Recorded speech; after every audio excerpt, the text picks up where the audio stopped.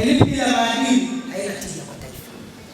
Na hasa katika kipindi hiki cha utandawazi, lazima tulinde maadili ya Mtanzania. Maadili yanaanza na walimu. Haiwezekani baadhi ya walimu tukao walevi, tukao watoto, alafu tukategemea tupate matokeo mazuri kwa watoto wetu.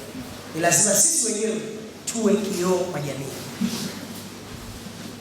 Fuatilieni hata katika shule zinazofanya vizuri, mtaona kuanzia mwalimu mkuu mpaka walimu wanaofundisha hiyo shule wanakuwa ni mfano wa maadili, nidhamu na muonekano.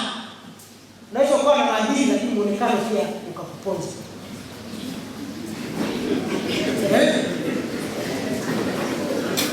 Wewe shule kama hii kwa wilaya inakuja na jinsi tarijua kwa wilaya tunaona mbinguni. Si ndio?